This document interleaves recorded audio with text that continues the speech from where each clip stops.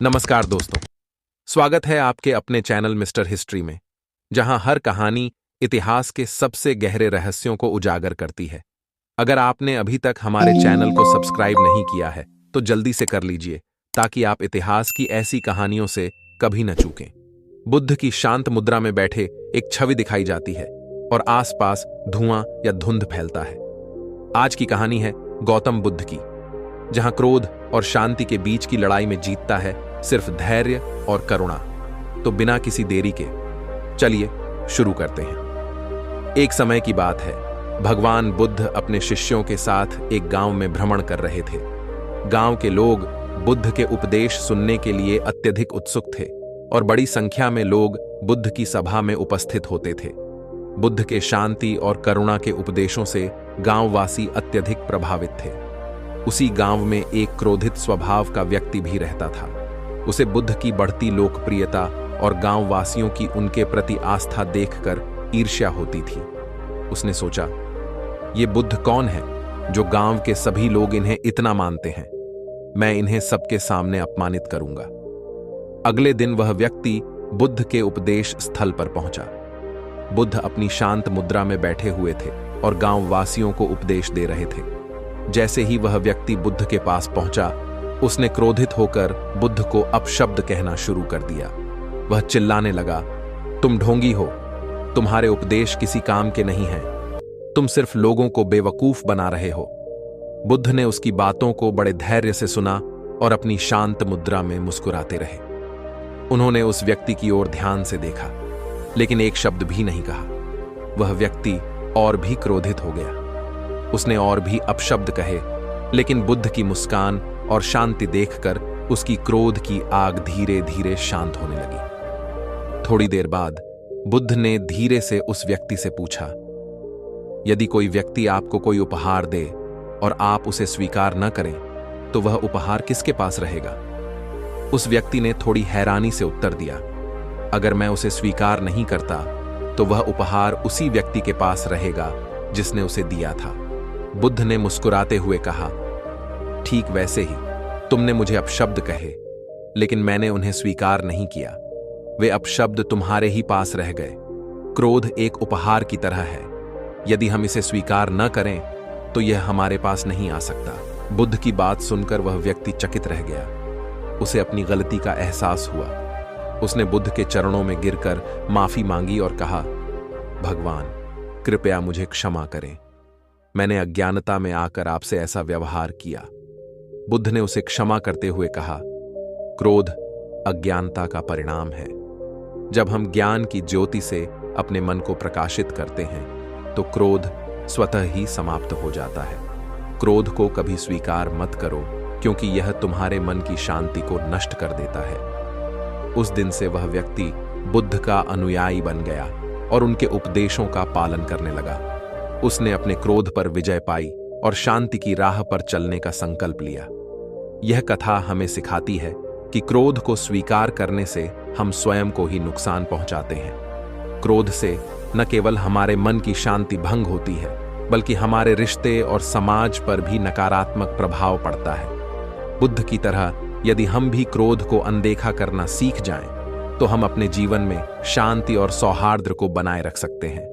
क्रोध पर विजय ही सच्ची विजय है और यह हमारे जीवन को सुखमय और समृद्ध बना सकती है। इस घटना के बाद बुद्ध के शिष्यों और गांव के अन्य लोगों ने भी इस कहानी से महत्वपूर्ण शिक्षा ली। उन्होंने समझा कि क्रोध को शांतिपूर्ण तरीके से संभालना ही सच्ची समझदारी है। बुद्ध ने इस अवसर पर अपने शिष्यों को यह समझाया कि हर व्यक्ति के भीतर एक बीज होता है। वह बीज प्रेम का, करुणा का या क्रोध का हो सकता है।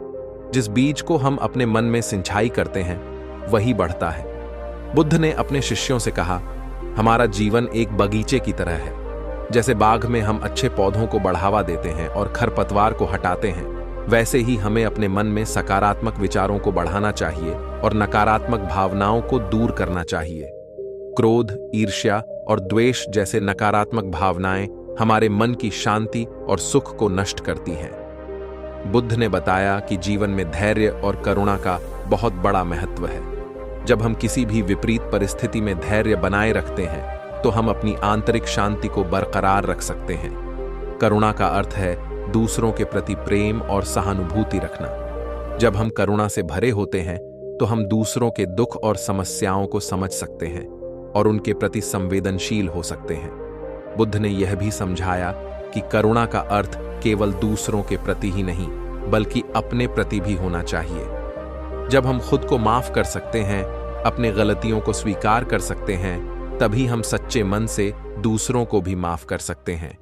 गौतम बुद्ध ने बताया कि क्रोध एक अग्नि की तरह है जो पहले हमारे भीतर जलती है और फिर दूसरों को भी जलाने लगती है। क्रोध हमारे मन को अशांत कर देता है और हमें गलत फैसले लेने पर मजबूर कर देता है। बुद्ध ने कहा, क्रोध से हम केवल अपने ही जीवन को कष्ट में डालते हैं। यह हमें सच्चे सुख और शांति से दूर कर देता है। उन्होंने आगे कहा, यदि तुम क्रोध में अपने ही हाथ को काट लोगे तो दर्द तुम्हें ही होगा। ठीक उसी तरह जब तुम क्रोध से दूसरों को कष्ट पहुंचाते हो तो तुम्हारे मन को भी दुख होगा। गौतम बुद्ध ने अपने उपदेश में मैत्री भावना पर भी जोर दिया। मैत्री का अर्थ है मित्रता, जो कि बिना किसी शर्त के प्रेम और समझ का प्रतीक है। बुद्ध ने कहा, सच्ची मैत्री वही है जिसमें न तो कोई स्वार्थ होता है और न ही कोई अपेक्षा। उन्होंने अपने अनुयायियों को सिखाया कि हमें सभी जीवों के प्रति मैत्री भावना रखनी चाहिए। जब हम दूसरों के प्रति मैत्री रखते हैं तो हमारे भीतर प्रेम और करुणा की भावना जागृत होती है, जिससे हम अपने चारों ओर शांति और सौहार्द का वातावरण बना सकते हैं। बुद्ध के उपदेशों में सही विचार और सही कर्म का भी महत्व बताया गया है। उन्होंने कहा कि हमारे विचार ही हमारे कर्मों को जन्म देते हैं।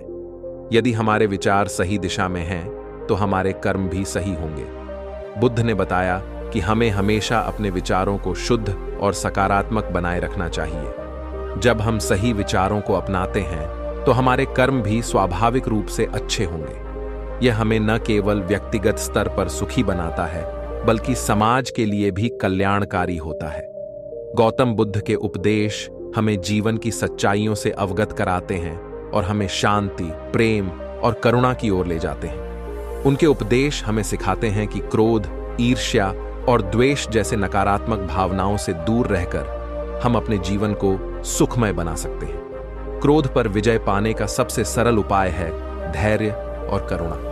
जब हम धैर्यपूर्वक हर परिस्थिति का सामना करते हैं और करुणा से भरे होते हैं तो हम न केवल अपने मन को शांत रखते हैं बल्कि दूसरों के जीवन में भी सकारात्मक बदलाव ला सकते हैं। गौतम बुद्ध के उपदेश आज भी हमारे जीवन को मार्गदर्शित करते हैं और हमें सच्चे सुख की दिशा में ले जाते हैं। उनके विचारों को अपनाकर हम अपने जीवन में शांति, संतोष और आत्मज्ञान की प्राप्ति कर सकते हैं। इस प्रकार बुद्ध के उपदेश हमें सिखाते हैं कि हर समस्या का समाधान शांति और प्रेम में है, न कि क्रोध और द्वेष में। हमें अपने भीतर के शांति के स्रोत को पहचानना चाहिए और उसी के माध्यम से जीवन में आगे बढ़ना चाहिए। यही बुद्ध का संदेश है जो सदियों से मानवता को प्रेरित करता आ रहा है और आगे भी करता रहेगा। दोस्तों, आज की वीडियो यहीं समाप्त होती है। गौतम बुद्ध ने बताया है कि मानव जीवन सुख और शांति से भरा हो सकता है। अगर आपको हमारा वीडियो अच्छा लगा हो तो चैनल को सब्सक्राइब करें और हमें कमेंट करके बताएं कि आज का वीडियो आपको कैसा लगा। फिर मिलते हैं अगले वीडियो में, तब तक के लिए धन्यवाद।